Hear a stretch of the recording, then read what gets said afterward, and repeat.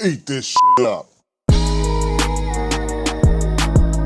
a hype South takeover. Yeah, you heard what she said. It's a hype South takeover.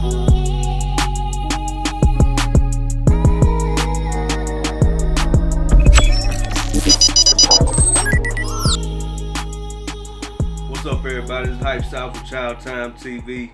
Thanks for tuning in. We got one of Houston Hot 10 in the building. We told y'all we were going to go down through there and try to get a conversation with each one of them. You know what I'm saying? And we got, a young OG in the game, a young OG in the city. You know what I'm saying? A good fella. You know what I mean? Stunna Bam. What's up, baby? What's up, big brother? How you doing? Shit, slow boogie, you. man. Good to see you. So, man, let's jump right on in it.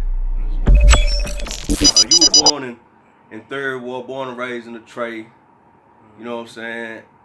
And your lead single was "Buy What I Want." Right. Who idea was "Buy What I Want"? Man, I wrote that beat. I wrote that song to a YouTube beat that my boy Young Ruler gave me. So when I wrote it to the beat, I ended up meeting June James about a week after. And I just had the song in my head, knew the beat, but when I met him, I picked the beat out of his catalog and just threw that song on that beat. And I ended up showing it to T. Ferris, my manager at the time, and he was like, "Oh yeah, this is the one." And I was like, "Yeah, I don't even like it that much." And he was like, "Nah, we're gonna go re-record this at the big studio and it's gonna be the one." And it ended up being the #1 song in the city. It gave me some action on the indie Billboard's Top 100 for independent artists. I traveled and maneuvered. I did the remix with Rocco and Rich Homie. We ain't promoted too much, but for the most part, I did get to experience having the #1 record and making a Billboard, being an independent artist early in my career.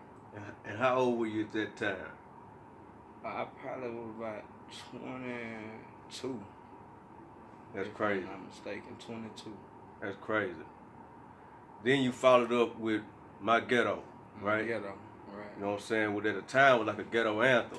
Right. You know what I'm saying? How important was it for you to, come back to, what I think is like, who you really are. Right. You know what I'm saying? And going from, Buy What I Want to My Ghetto. Man, it just gave the people the real me, and gave them a sense of what I was outside the club music. And, I was able to really captivate the city after that. I was able to be known in every ghetto that I wasn't known in. Probably, people knew me in 5th Ward, 4th Ward, but, it spread it out to the north side, Trinity Gardens, and the east sides, and all the sides that I wasn't too familiar with. They start tapping in, and like I say, man, that's a ghetto anthem. I can go anywhere and rock out with that joint. That's a bad motherfucker. Appreciate that. Like, you have a sound, especially when you came out, and even as over the years, throughout the years, how your music has been consistently quality. Right. You know what I'm saying? But your sound in particular has been one that I don't want to get all the way out there and say it changed the whole industry, but you had a sound that when you know what I'm saying, that really pushed that sound forward. And I was one of the first ones for sure. It's like, I'm gonna be real, like, I know how much my city, Houston, impact the music game and how much we don't get the recognition. So I'm gonna just say, even back then when I was one of the first ones popping shit after Paul and the SUC movement and all them and the Kirkos and all that, man, I feel like, man, they was watching, they was listening. We just wasn't where we at now with the Megan Thee Stallions, with Lil Jeremy popping off.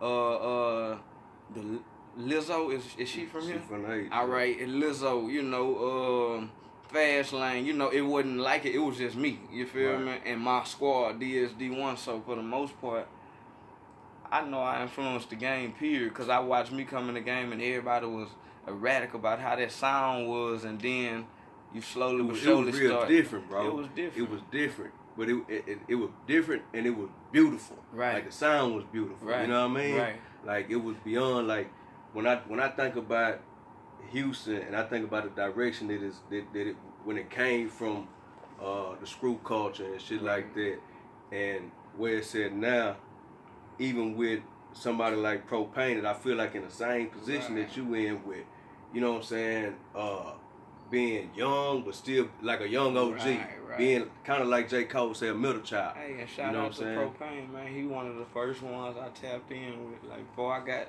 serious about music, I was watching him and Mike Ortiz shoot videos. That's what sent me in Mike Ortiz's direction, watching Propane videos. So when I get in the game, you know, Propane remember me when I was just dry hitting him on some. I wasn't Stunna Bam yet. I was Z-Man still, and bro ended up, you know, making me feel like I can call him again or I can tap in with him. So once I got locked in with the music, he was one of the first people I called, and he came and handled the business for me at G-Luck and B-Done Studio. And shout out to them boys too. They kept it G with me since day one. Eat this shit up.